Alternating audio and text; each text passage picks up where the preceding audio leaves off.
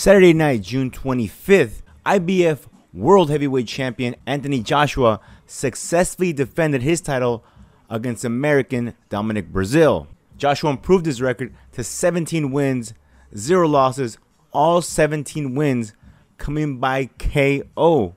Breazeale, a former U.S. football player, had no offense, had no defense for the 6'6", 26-year-old Anthony Joshua, who outworked Dominic Breazeale with basic boxing and knocked him out in the 7th round.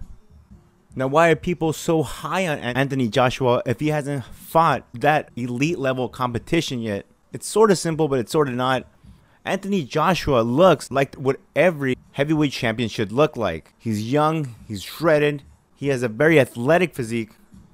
The bitches love him, the media loves him, and he has the power to back it up as well. Not only does he have the gift of jab, but he also has the gift of gab, because the young man can talk on the microphone very well. He's building a reputation up very quickly of a knockout artist. Well, he is a knockout artist. 17 wins, 17 by KO. Just recently signed to CBS Showtime exclusive US deal. And if he continues winning, it'll be a blow to HBO, because right now they have no heavyweight division to present to the masses, to present to boxing fans.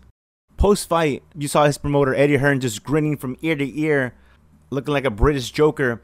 And ringside, you heard a very salty David Haye saying that he wants young Anthony Joshua next, or as soon as possible, to prove who's the best fighter in the UK, the best heavyweight fighter in the UK. And he's going after Anthony Joshua's title. Eddie Hearn, Joshua's promoter, said that he is interested in having Joshua step into the ring sooner than later, possibly against David Haye or Joseph Park. If you don't know David Haye's resume, here's a little bit of his history.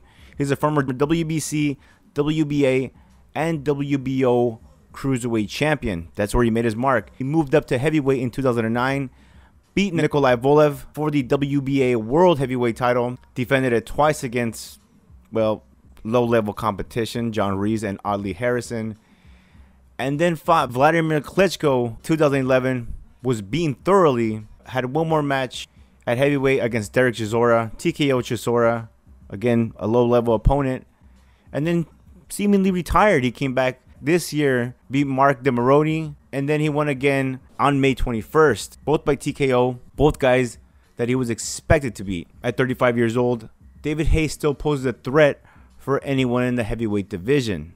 Before I continue with him, the other man that Eddie Hearn mentioned, Joseph Park, 19 wins, 16 KOs.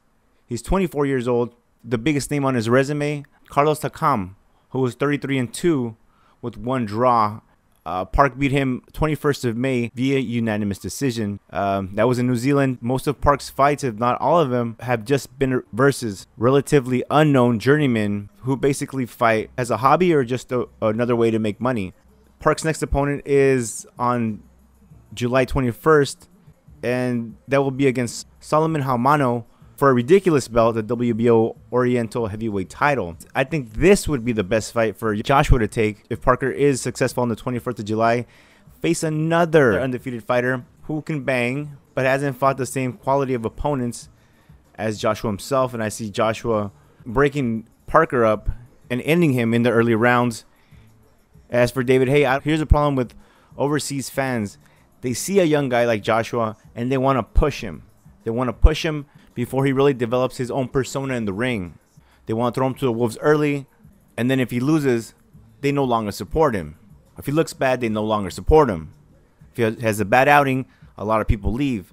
I don't believe Joshua has any business right now with David Haye in the ring, because I believe Haye's a lot more crafty than him, and I believe this fight, Joshua versus Haye, is a big money maker, and if they let it marinate a little bit more into next summer, maybe the summer, even the summer after that, once hopefully Joshua has more of a following in the United States, perhaps some televised fights while he's in the United States, fighting in the United States, can elevate his career even further without fighting David Haye, setting up a Haye versus Joshua fight, like I said, in the summer of next year or possibly early 2018. But for now, Joshua has shut a lot of naysayers' mouths closed, because he seems to be the real deal.